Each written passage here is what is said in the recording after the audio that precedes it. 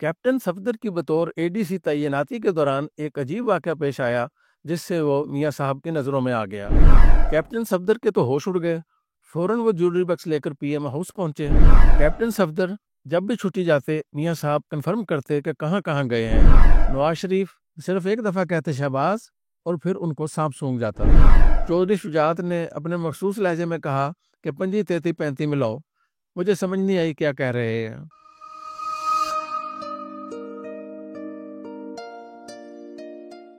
1992 میں میری وزیر اعظم کے سٹاف آفیسر کے طور پر تعیناتی ہوئی تو پہلی بار اس کلچر کو دیکھنے کا موقع ملا۔ اس غیر صحت مندانہ ماحول میں ایک صحت مند شخص ملتے ہی دل کو بھا گیا۔ بتایا گیا کہ یہ پرائم منسٹر کے PRO رائے ریاض ہیں جو جلد ہی وزیر اعظم کے پریس سیکرٹری اور ہمارے دوست بن گئے۔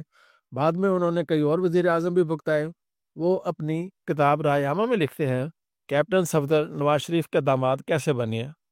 میاں نواز شریف کا ذکر ہو تو کیپٹن صفدر کا ذکر بھی بہت ضروری ہے۔ میں نے میاں صاحب کے پہلے دور میں 1990 سے 1993 تک تقریباً 3 سال کیپٹن صفدر کے ساتھ اکٹھے گزارے۔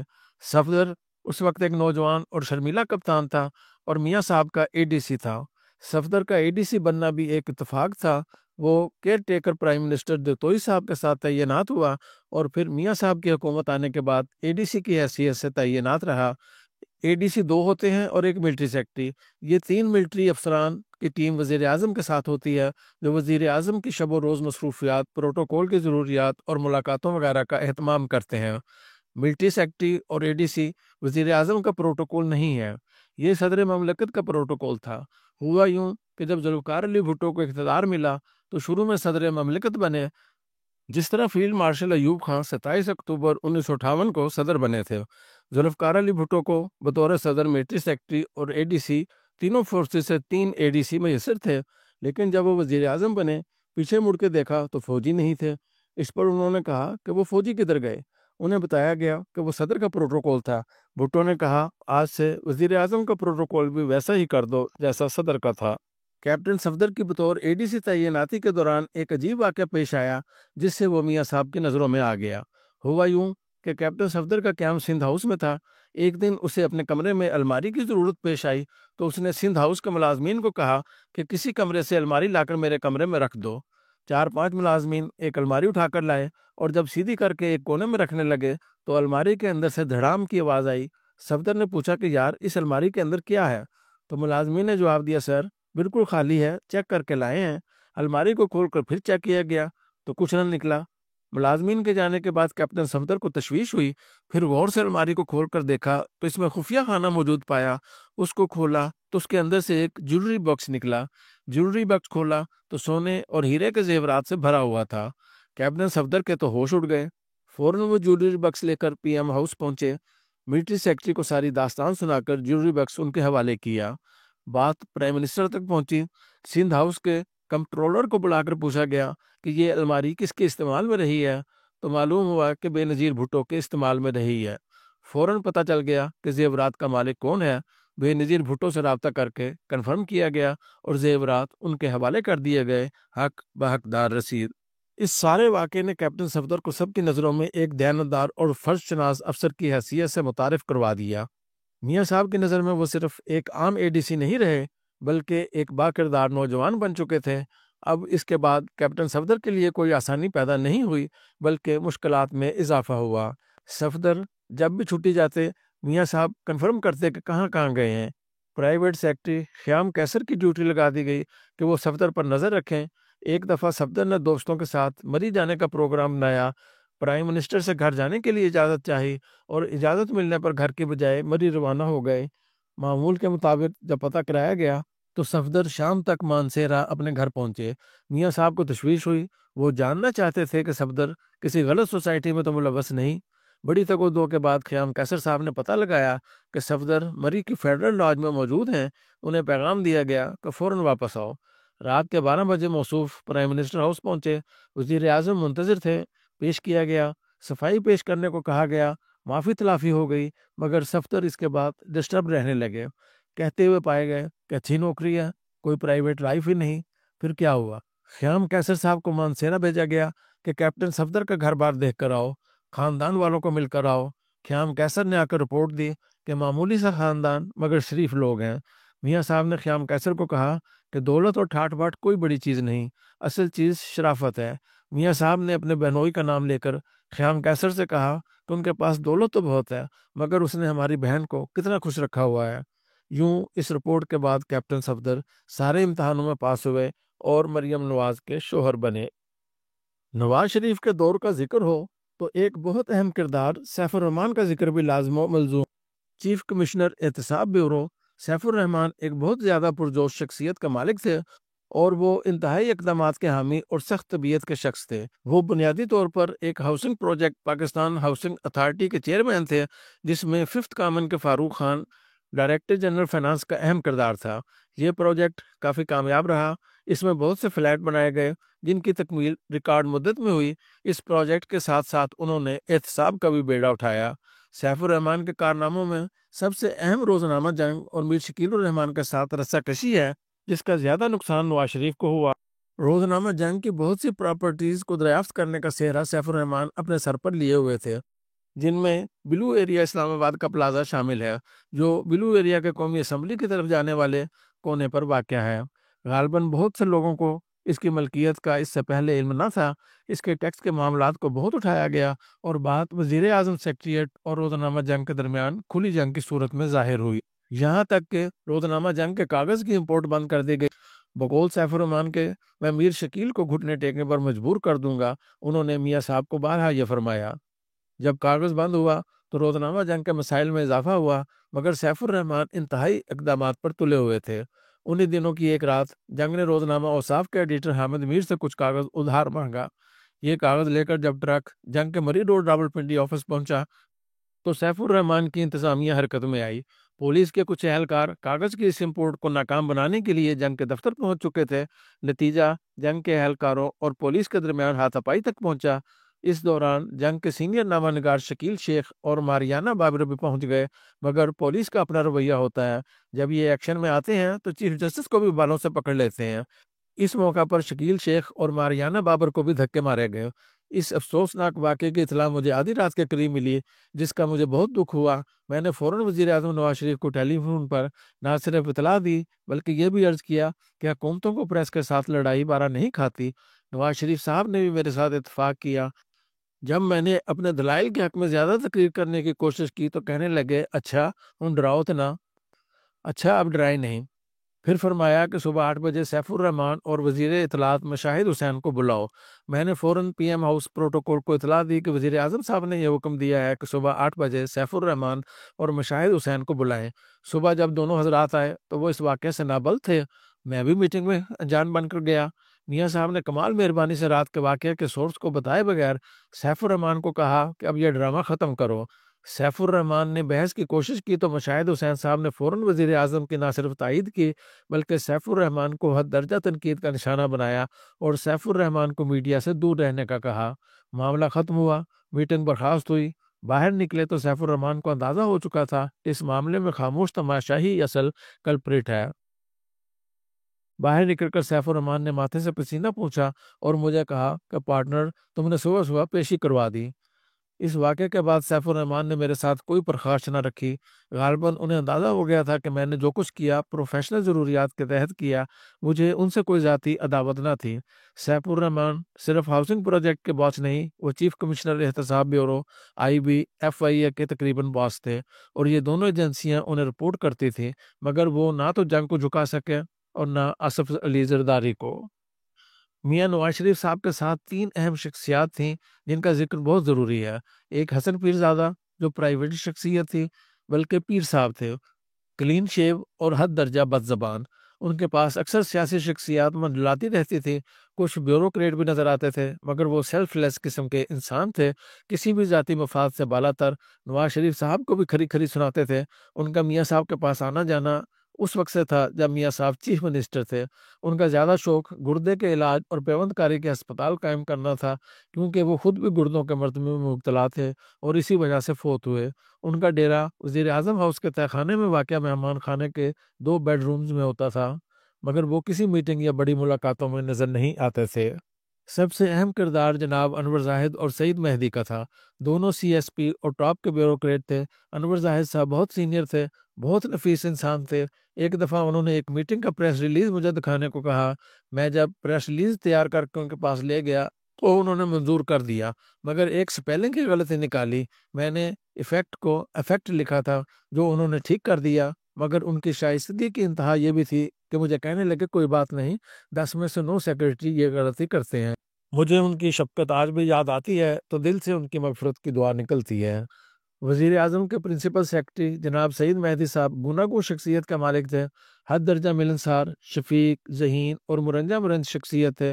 سارے ملک کی بیوروکریسی ان کا حد درجہ احترام کرتی تھی اور انہیں اپنے عہدے کا صحیح استعمال آتا تھا۔ ایک آدھ دفعہ کسی سیکرٹری نے ان کے احکامات پر لی تو لال کی کوشش کی تو انہوں نے نہایت فم طریقے سے کہا کہ this is prime ministers order and I would see it to be implemented. Saeed Mahdi صاحب ویسے بھی سینئر موسٹ آفیسر تھے، اس لیے کسی افسر کو چوچرا کی ضرورت ہی نہیں ہوتی تھی۔ بعد میں جونیئر افسران کو پرنسپل سیکرٹری لگانے کا تجربہ کیا گیا، جس کا نقصان حکومتوں کو ہی ہوا۔ غالباً سعید مہدی جیسا پرنسپل سیکرٹری کسی وزیر اعظم کو نہیں ملا اور نہ ہی اتنا کامیاب انتظامی ڈھانچہ۔ سعید مہدی کی خوبی یہ تھی کہ حد درجہ ہیلپ فل تھے، راہ جاتے بندے کی مدد کرنا اپنا فرض اولین سمجھتے تھے، گپ شپ بہت اچھی لگاتے تھے اور ان کی خوشگوار شخصیت کا گورنمنٹ کی ورکنگ پر بہت اچھا اثر پڑا۔ ان کے ارد گرد بیوروکریسی کا ماحول ریلیکس تھا اور افسران کو ان پر بھرپور اعتماد تھا۔ ان کے خاندان نے ملک کو 2 کامیاب اعلیٰ افسران بیٹا اور بیٹی کی صورت میں دیے ہیں۔ عامر احمد علی بیٹا طویل عرصے تک اسلام آباد کے ڈپٹی کمشنر، پھر کمشنر اور چیئرمین سی ڈی اے رہے ہیں۔ بیٹی رباب کسٹم سروس کی آفیسر ہیں۔ بھیرا ضلع سرگودا کے رہائشی داماد سلطان سکندر راجہ بہت اہم عہدوں پر فائز رہنے کے بعد چیف الیکشن کمشنر رہے ہیں، بہت ہی دیانتدار، کمپیٹنٹ اور باوقار افسر ہیں۔ وزیر اعظم نواز شریف کو سیکرٹری ریلوے بریفنگ دے رہے تھے۔ کچھ دیگر افسران سلمان فاروقی اور سعید مہدی بھی موجود تھے۔ سیکرٹری ریلوے نے تفصیل سے بتایا کہ ہم ریلوے اسٹیشنز کو اپ گریڈ کر رہے ہیں، ہم مسافروں کو یہ سہولت دے رہے ہیں، وہ سہولت دے رہے ہیں، بغیر ٹکٹ سفر کرنے والوں کو جرمانہ کر رہے ہیں، وغیرہ وغیرہ۔ بریفنگ ختم ہوئی، وزیر اعظم نے کہا کہ سیکرٹری صاحب، مجھے کوئی دلچسپی نہیں کہ آپ کیا کر رہے ہیں، سوائے اس کے کہ میری 2 خواہشات ہیں۔ ایک تو مجھے 2 طرفہ ریلوے ٹریک چاہیے اور دوسرا مجھے بلٹ ٹرین چاہیے۔ مجھے آپ 15 دن کے اندر اندر ان کی فیزیبلٹی بنا کر دیں۔ اس سے پہلے کہ سیکرٹری ریلوے کوئی جواب دیتا، سلمان فاروقی نے اپنا بریف کیس کھولا اور اس میں سے ایک فائل نکالی اور وزیر اعظم کے ہاتھ میں دی اور کہا کہ سر، یہ 2 طرفہ ریلوے ٹریک کی فیزیبلٹی رپورٹ ہے، یہ بلٹ ٹرین کی فیزیبلٹی رپورٹ ہے۔ وزیر اعظم نے حیرانی سے پوچھا، فاروقی صاحب، میں نے آپ کو یہ کہا تھا کہ؟ تو فاروقی صاحب نے کہا کہ سر، میں سمجھتا ہوں کہ آپ کے مائنڈ میں کیا ہے اور آپ کیا چاہتے ہیں۔ میاں نواز شریف ادوار کے مرکزی کردار وزیر اعظم شہباز شریف رہے ہیں۔ ان کی خوبیاں خامیاں نواز شریف حکومت پر بھی اثر انداز ہوتی رہی ہیں۔ ان کی پرفارمنس بہت سپر رہی ہے، لیکن اس کی ایک وجہ یہ بھی تھی کہ انہیں چیف منسٹر کی حیثیت سے وزیر اعظم اور مرکزی حکومت کی بھرپور سپورٹ حاصل تھی۔ اس کے علاوہ پنجاب کی بیوروکریسی بے شک نہایت تجربہ کار، اعلیٰ اور متحرک، وہ بنیادی طور سے ورکہولک انسان ہیں جنہیں ترقیاتی کاموں کا جنون ہے، ترقیاتی کاموں کو بروقت بلکہ وقت سے پہلے مکمل کرنے میں فخر محسوس کرتے ہیں۔ انہوں نے افسروں کی ایسی ٹیم اکٹھی کی ہوئی ہے جو مستعد، قابل اور جاندار ہیں۔ ان میں احد چیمہ، کیپٹن رائے محمود اور بہت سے دیگر افسران شامل ہیں۔ کیپٹن رائے محمود قاری خوشی محمود مرحوم کے صاحبزادے نہایت ہی قابل اور دیانتدار افسر ہیں۔ احد چیمہ بہت ہی جیدار افسر تھے، مگر قسمت خراب ہونے کے باعث عمران خان دور میں نیب کے زیر عتاب آ گئے۔ شہباز شریف غالباً پہلے اور آخری وزیر اعلیٰ تھے جو صبح 6 بجے سے ترقیاتی کاموں کا جائزہ لینے خود ذاتی طور پر پہنچ جاتے تھے۔ راولپنڈی اور لاہور کے میٹرو منصوبے ان کی انتظامی صلاحیتوں کا منہ بولتا ثبوت ہے۔ ان کی بروقت تکمیل صرف ان کی محنت اور صلاحیتوں کے باعث ممکن ہوئی، لیکن میں وثوق سے کہہ سکتا ہوں کہ شہباز شریف ایک ایڈمنسٹریٹر ہے، لیڈر نہیں۔ لیڈر کی جو خاصیتیں ہیں وہ صرف نواز شریف میں ہیں۔ مقتدر حلقوں نے بارہا انہیں لیڈر بنانے کی کوشش کی، مگر شریف فیملی کے فیملی بانڈز اور نواز شریف کی شخصیت کے باعث انہیں آگے نہ لایا جا سکا۔ بارہا میٹنگز میں دیکھا گیا کہ وہ بہت زیادہ بول رہے ہوتے تھے یا کسی ایشو پر جذباتی انداز میں بات کر رہے ہوتے تھے، مگر نواز شریف صرف ایک دفعہ کہتے شہباز اور پھر ان کو سانپ سونگ جاتا تھا۔ ایک دفعہ راولپنڈی میں ایک افسوسناک واقعہ ہوا۔ ایک خاندان کے 20 افراد ٹریفک حادثے میں ہلاک ہو گئے۔ ہوا یوں کہ ایک خاندان راولپنڈی سے بذریعہ PIA انگلینڈ جا رہا تھا۔ اس خاندان کے کچھ رشتہ دار بھی ان کو الوداع کہنے ایئرپورٹ آئے، مگر پرواز کینسل ہو گئی۔ وہ سب لوگ جس سوزوکی وین میں آئے تھے اسی میں واپس جا رہے تھے کہ ٹریفک حادثہ میں تمام افراد جاں بحق ہو گئے۔ اخباروں نے الزام PIA پر دھرا اور اسے نااہلی قرار دیا کیونکہ مسافروں کو فلائٹ کینسل ہونے کی بروقت اطلاع نہ دی گئی۔ اگر بروقت اطلاع دی جاتی تو شاید بدقسمت خاندان اس خوفناک حادثے سے بچ جاتا۔ میاں نواز شریف کو اس بات کا بہت رنج تھا۔ وہ بار بار کہتے میرے خدا 20 انسان بلا وجہ مارے گئے، یہ PIA کی طرف سے 20 انسانوں کا قتل ہے۔ انہوں نے سخت ایکشن کا حکم دیا، مگر شہباز شریف بار بار PIA کا دفاع کر رہے تھے اور کہہ رہے تھے کہ اگر کوئی ایکشن ہوا تو نیشنل فلیگ کیریئر کو نقصان پہنچے گا۔ شہباز شریف کے بار بار اصرار پر میاں صاحب کو غصہ آ گیا۔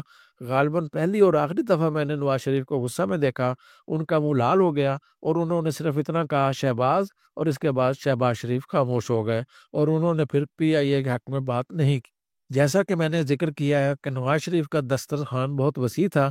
وہ مہمانوں اور سٹاف کو کھانا کھلا کر خوش ہوتے تھے، بلکہ بااصرار کھلاتے تھے، مگر شہباز شریف اس سے بالکل مختلف تھے۔ ایک دفعہ امریکہ میں ایک دلچسپ واقعہ پیش آیا۔ وزیر اعظم امریکہ کے دورے پر تھے جہاں اقوام متحدہ کی کانفرنس ہو رہی تھی۔ اس میں دیگر لوگوں کے ساتھ شہباز شریف بھی موجود تھے۔ ایک دن شہباز شریف پرویز راٹھور جو کہ نواز شریف کے چیف سیکورٹی افسر جو کہ پولیس سروس سے تھے کو لے کر باہر نکلے اور نیو یارک کی سڑکوں پر پھرتے رہے۔ نیو یارک کے ٹریفک کے نظام، میونسپل کارپوریشن کی ورکنگ اور دیگر شہری سہولیات کا جائزہ لیتے رہے۔ اس سارے عمل میں کئی گھنٹے گزر گئے۔ پرویز راٹھور بڑی دلچسپ شخصیت کے مالک تھے۔ انہوں نے آ کر بتایا کہ کئی گھنٹے کے دورے کے بعد جب وہ تھک کر چور ہو چکے تھے اور بھوک سے برا حال تھا تو شہباز شریف نے گاڑی کو ایک میکڈونلڈ کے سامنے رکنے کا کہا اور 2 برگرز کا آرڈر دے دیا۔ پرویز راٹھور کہتے ہیں کہ میں بہت شرمندہ سا ہوا کہ ایمبیسی کا ڈرائیور کیا خیال کرے گا کہ چیف منسٹر نے اس کے لیے برگر لیا ہی نہیں۔ وہ کہتے ہیں کہ میں دل ہی دل میں بہت شرمندہ ہوا، مگر اس کے بعد مزیدار بات یہ ہوئی کہ برگر لے کر شہباز شریف پھر چل پڑے اور دونوں برگر خود کھا گئے اور تقریباً شام کو ہوٹل واپس لوٹے جب ڈرائیور اور پرویز راٹھور بھوک اور تھکن سے بے ہوش ہونے والے تھے۔ شہباز شریف 3 دفعہ پنجاب کے وزیر اعلیٰ رہنے کے بعد بالآخر مارچ 2024 میں وزیر اعظم منتخب ہوئے۔ وزیر اعظم کی حیثیت سے انہوں نے بہت ہی مشکل صورتحال میں ملک کی باغ ڈور سنبھالی، جس کے بعد انہوں نے بہت ہی جانفشانی سے نہ صرف ملک کو ڈیفالٹ ہونے سے بچایا بلکہ ملکی ڈاواں ڈول معاشی صورتحال کو بھی سنبھالا دیا۔ البتہ سیاسی طور پر انہیں بہت سے چیلنجز کا سامنا کرنا پڑ رہا ہے۔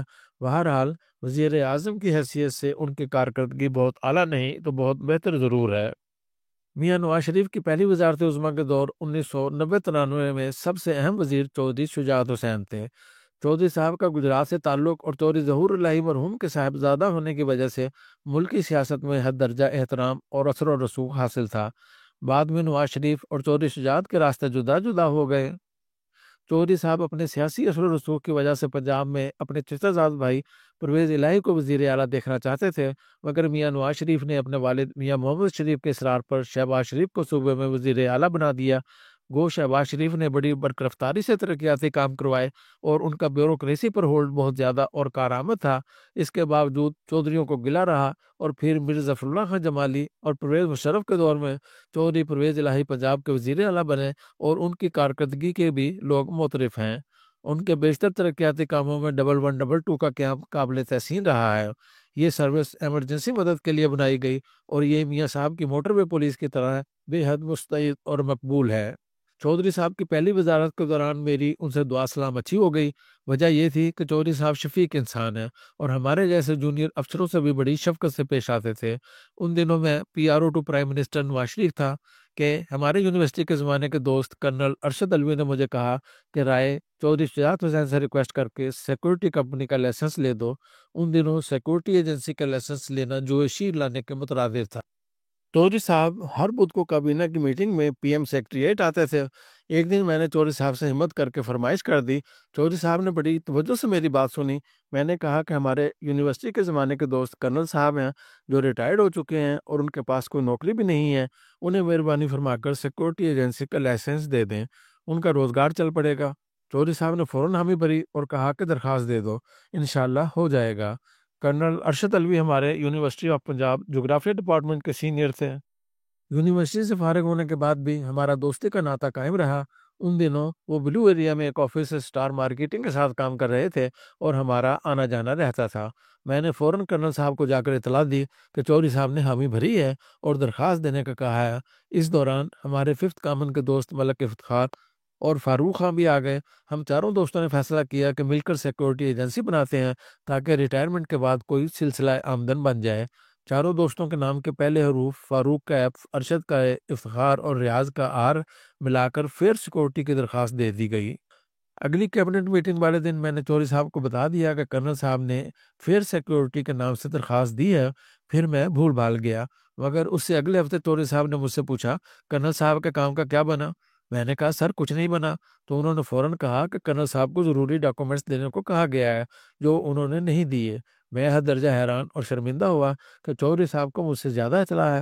میں نے فوراً کرنل صاحب سے رابطہ کیا تو انہوں نے کہا یار لمبی چوڑی لسٹ ہے، اس میں کچھ وقت لگے گا۔ کرنل صاحب کو ڈاکومنٹس تیار کرنے میں کافی ٹائم لگا اور چوہدری صاحب ہر کیبنٹ میٹنگ کے روز مجھ سے پوچھتے کہ آپ کے دوست نے کاغذات جمع کروائے یا نہیں۔ آخر خدا خدا کر کے وزارت داخلہ کی ہدایت کے مطابق کاغذات کی کارروائی مکمل ہوئی، جس میں ملک افتخار مرحوم کی زیادہ مدد شامل تھی، اور تھوڑے ہی دنوں میں ہمیں سیکیورٹی ایجنسی کا لائسنس مل گیا۔ گو اس کمپنی سے زیادہ کمائی تو نہ ہو سکی، مگر پھر بھی ریٹائرمنٹ کے بعد ہمارا اچھا خاصا شغل قائم رہا، اور چودھری صاحب کا کام کرنے کا یہ انداز بہت ہی متاثر کن تھا، جو شاید انہی کا حصہ ہے، کوئی اور سیاستدان اس طرح مدد نہیں کرتا۔ ہمیں ایک اور بڑی پریشانی اس وقت لاحق ہوئی جب ہماری بیٹی روبیہ ریاض کو میڈیکل کالج میں ایڈمیشن تو مل گیا، مگر بہاولپور میڈیکل کالج میں ملا۔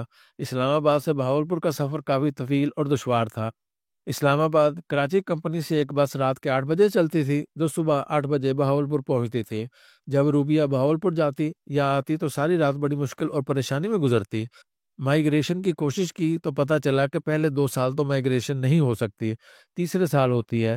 تیسرا سال شروع ہوا تو معلوم ہوا کہ سیکٹری ہیلتھ کی پاورز ختم کر دی گئی ہیں، وگرنہ ہمارے عظیم اور قابل احترام بیچ میٹ اور دوست جاوید ملک اور حسن وسیم افضل نے سیکٹری ہیلتھ پنجاب کی حیثیت سے ڈاکٹر اسلم رائے اور ڈاکٹر اصغر رائے، دونوں میرے چھوٹے بھائی کی پوسٹنگ اور کیڈر کی تبدیلی میں بہت مدد کی۔ اب پاور صرف اور صرف چیف منسٹر کے پاس تھی۔ چیف منسٹر چودھری پرویز الہی تھے اور ان کے سیکٹری جی ایم سکندر تھے، دونوں بہت مدد کرنے والے اور ہمدرد انسان تھے، مگر ان کے بھی اپنے مسائل تھے۔ ہر کوئی چاہتا تھا کہ ان کا بچہ لاہور یا راولپنڈی آ جائے۔